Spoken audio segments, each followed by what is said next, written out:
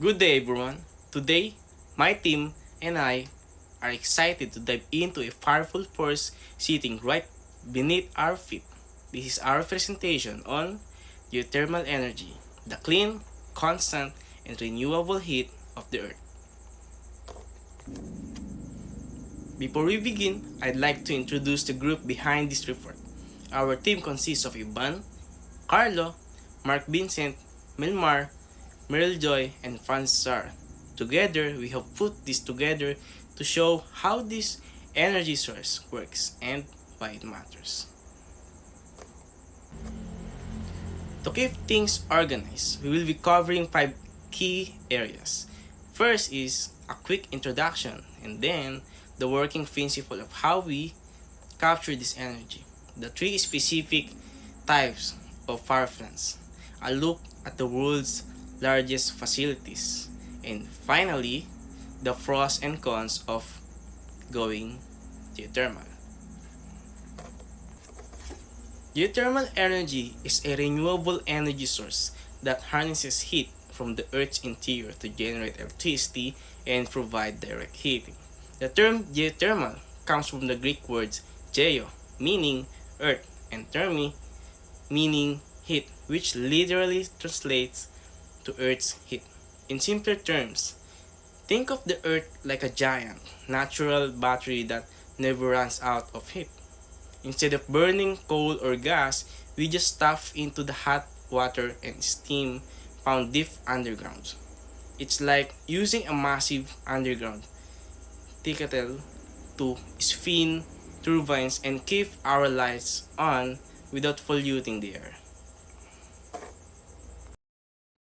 Let's take a look at how we actually tap into the Earth's natural energy. Deep below the surface, we have geothermal reservoir. These are essential underground pools of water heated by magma. When that water or steam escapes through cracks in the earth, it usually shows up as geysers or volcanic activity. The secret to a geothermal power plant is our ability to harness that steam and turn it into a consistent source of electricity. It's essential using the planet's own heat to power our world. So, where do we find this energy? These reservoirs are hydrothermal resources that usually stay hidden deep underground, making them hard to detect from the surface. However, nature gives us clues. Geothermal energy typically finds its way to the surface in 3 main ways: through volcanoes and formalos, which are holes that release volcanic gases, hot springs, and geysers. These landmarks act as green lights for scientists to identify the best location for harnessing power. If we look at a global map, we see a pattern. Most geothermal resources are located near tectonic plate boundaries, where the Earth's crust is most active. The famous example is the Ring of Fire, which encircles the Pacific Ocean.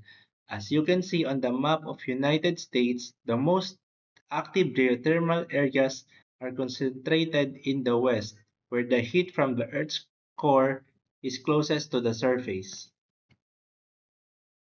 Now, let's look at the actual working principle of a power plant. It's a multi-step process. First, hot water is pumped from deep underground. As the pressure drops, it turns into steam. That, that steam spins a turbine which is connected to a generator to produce electricity. Finally, the water is cooled in a tower and sent back down through an injection well to be reheated, making this sustainable and continuous cycle. Let's proceed naman sa three main type of geothermal power plant. Una is dry steam power plant. This is the oldest type. It uses steam directly from underground geothermal reservoir. And next naman sa flash steam power plant. Ito naman yung the most common type. It pulls hot water from deep underground at high pressure. And yung sa pangatlo naman is binary cycle power plant. This type uses water that is not hot enough to flash into steam. Dumako naman tayo sa dry steam power plant. It is the most common type of geothermal power plant, accounting for about half of all installed geothermal power plant worldwide. Ito raw yung pinaka-common type sa tatlong geothermal power plant. It is the oldest type of geothermal power plant technology. Ito din daw yung pinaka-oldest type ng geothermal power plant. First used in Italy in 1904. Steam technology remain relevant today. A notable example is it used in Northern California at the geysers, which is world's largest single source of geothermal power. In this diagram show how it works. Ang steam ay kinukuha mula sa ilalim ng lupa gamit ang isang production well, and ang dumadaloy naman dito na mga steam sa tubo nito ay ito naman yung nagpapaikot sa kanyang turbine na nagpapatakbo naman sa isang generator para maka-produce siya ng electricity na nagpapagana din sa mga load nito tulad ng bumbilya. And pagkatapos gamitin ang natitirang steam nito o kaya ay tubig, ay binabalik to mula sa ilalim ng lupa gamit ang isang injection well para mapanatili ang imbakan nito. Ito yung magiging cycle niya. These plants use dry steam that is naturally produced underground. The steam rises and is extracted to a production well, then travel to the surface and into a turbine. As the steam flows to the turbine, it's transferred its energy para paikutin yung turbine blades. This mechanical energy is then used to drive an electrical generator. And yung electrical generator naman, siya naman yung nagpo-produce ng electricity, powering a load like homes or mga businesses. And after passing through a turbine, yung steam naman is kino-condense para ibalik sa pagiging tubig. This water is then injected back into the earth through an injection well to replenish the geothermal reservoir, ensuring the process can continue sustainably. Dito naman sa illustration is pinapakita lang yung kanyang cycle. The steam rising from the ground, and next siya patungo sa production well, and pagkatapos naman sa production well is tutungo naman siya sa turbine, and pagkatapos sa turbine tutungo naman siya sa generator, and pagkatapos naman sa generator is pupunta siya sa condensed water, and pag naging water na siya is next naman sa injection well, and pagkatapos sa injection well is back into the rock layers underground naman. This slide further illustrate the working principle of a dry steam power plant with a simplified diagram. Dito sa diagram na to, pinapakita lang na yung hot steam from underground is piped directly into turbines. The steam force spin the turbine, and which is turned power a generator, and yung generator naman, ito naman yung magpo-produce ng electricity which is transmitted to true power line, visible as the tall transmission tower in the image to homes, businesses, and other user. This type of plant is straightforward because it uses naturally occurring steam without needing additional step to convert water to stream, making it efficient where underground steam is abundant. So, ano nga ba ang flash stream plant? For flash stream plants, instead of pumping hot stream, these pump hot water directly into flash tank on the surface. These type are the most common due to lack of natural occurring high quality stream. So, yung flash stream plants daw, nagpapump daw siya ng hot water instead of hot stream. Di katulad sa dry stream na steam na yung pinapump niya dun sa ilalim ng lupa. Yung flash stream daw is hot water. Tapos yung hot water, nilalagay niya sa flash tank. So, hindi siya directly sa turbine pupunta. Hindi katulad sa dry stream na hindi niya na kailangan ng reservoir or flash tank. Directly na siya sa turbine para mapaikot ng steam.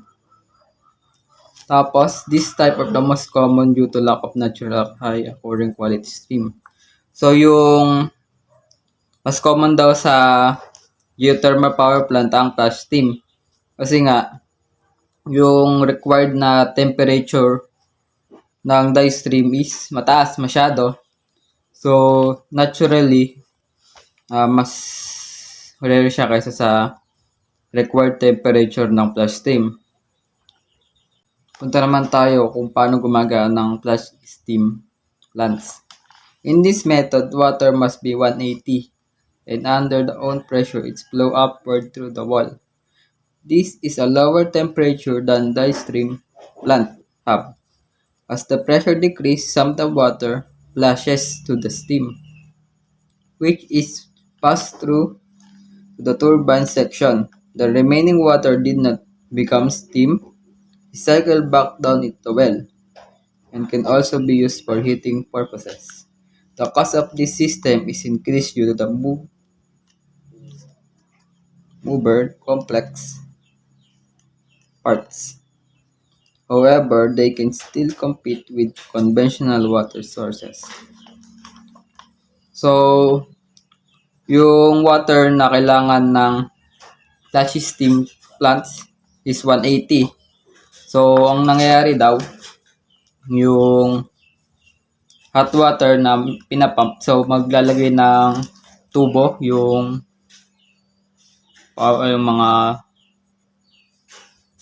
magtutusok na tubo dun sa pinakailalim. So, may hot water na aakyat.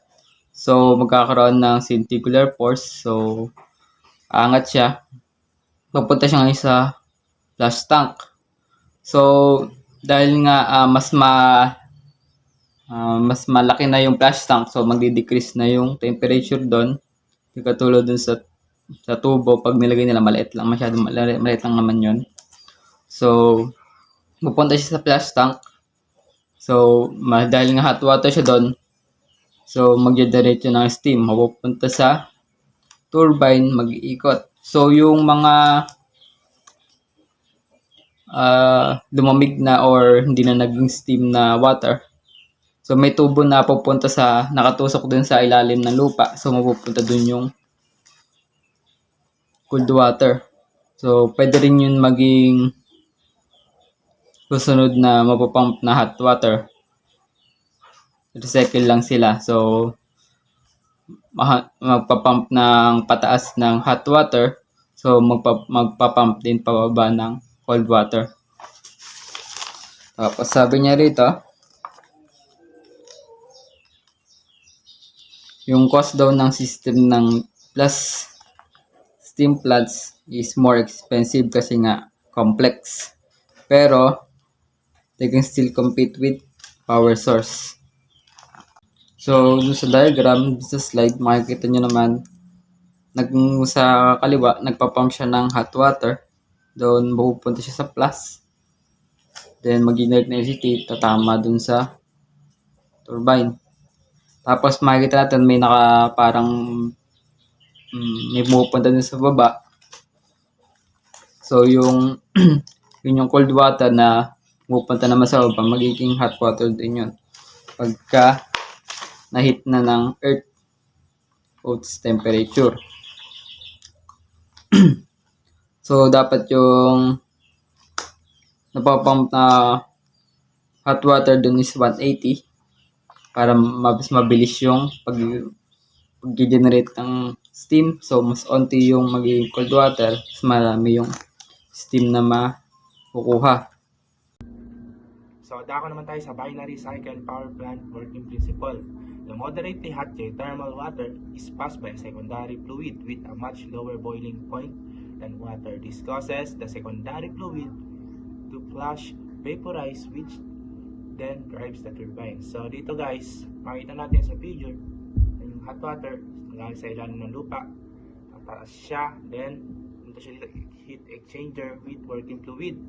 Tataas siya papunta sa turbine, then yun, magko-convert siya into electrical generator papunta sa load. So yung ibang water guys, bababa ulit siya, punta siya dito sa injection well para lumamig yung water, and parang cycle lang siya guys, yun, balik-balik. So dito guys, makita natin yung binary cycle power plant working principle. Dito natin makikita, ayan, yung kulay red na arrow, yan yung hot water. Dito siya sa gitna, mag-exchange siya dito. Then yun, pumunta siya sa turbine, iikot, then yun, generate na ng electricity.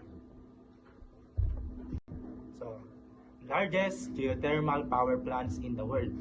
Ito naman yung mga largest geothermal power plants makikita sa buong mundo. Una dito yung Geysers Geothermal Complex na matatagpuan sa California, USA. May 1.2 gigawatts. Pangalawa dito yung Larderello Geothermal Complex na matatagpuan sa Italy na may 769 megawatts. Pangalawa dito yung Cerro Prieto Geothermal Power Station na matatagpuan naman sa Mexico na may 720 megawatts. Pangapat dito yung Macban Geothermal Complex na matatagpuan naman dito sa Pilipinas na may 458 megawatts. So, panglima dito yung Salak Geothermal Plant. Natakpan naman sa Indonesia na may 377 megawatts. So ito na may pang-anim guys. Kala Energy Generation Salton Sea Geothermal Plants na matatagpuan sa US with 340 megawatts. Pang-pito dito yung Sarula Geothermal Power Plant na matatagpuan naman sa Indonesia na may 330 megawatts. Pang-walo dito yung Hell-Lee Shady Geothermal Power Plant na matatagpuan naman sa Iceland with 303 megawatts. Pang-siyam dito, yung Tiwi Geothermal Complex, matatagpuan ulit dito sa Pilipinas, may 289 megawatts. So, yung last dito, yung pang-sampu, yung Darahat Power Station, matatagpuan naman sa Indonesia with 271 megawatts. So, next guys, is dito naman, napakita yung the Geysers Geothermal Complex sa California, USA. So, ayan siya guys, itsura niya. So, yung the Geysers Geothermal Complex is the largest daw geothermal power facility sa buong mundo. Yan, nakalocate siya sa California in the Mayacamas Mountains. So, yun, gumagamit siya ng steam from underground saviors to spin turbines and generate electricity. So, yun, yung nag-umpisa daw itong mag-operate noong 1960. And as major example po dito yung renewable geothermal energy development. Yun nga, sa USA. Next, we have the Macban Geothermal Complex Philippines and the Tiwi Geothermal Complex Philippines. Now, we will discuss the advantages. The first one is this energy source is more environmentally friendly than conventional energy sources, and it is a source of renewable energy. The number of exploitable geothermal resources will increase with ongoing research and development in the industry, and a sustainable source of energy as it is always available, unlike wind and solar. a reliable source, and it is easier to predict the power output from a geothermal plant with a high degree of accuracy. No fuel is required, and increase in exploration, meaning that new technologies are being created to improve the energy process. And last, pollution levels are much lower compared to fossil fuels. And now we will discuss the disadvantages. The largest single disadvantage of geothermal energy is that it is location specific. The gases are released into the atmosphere during digging. Geothermal energy runs the risk of triggering earthquakes, an expensive resource to tap into with high upfront costs ranging from $2 to $7 million for a plant with a 1 megawatt capacity. And energy fluid needs to be pumped back into the underground reservoirs faster than it is depleted. Management is required to maintain sustainability. So, in conclusion, geothermal energy is a renewable and environmentally friendly source of power that provides reliable and sustainable electricity with low pollution compared to fossil fuels. And with proper management and technological advancement, geothermal energy remains a valuable and promising energy source for future power generation.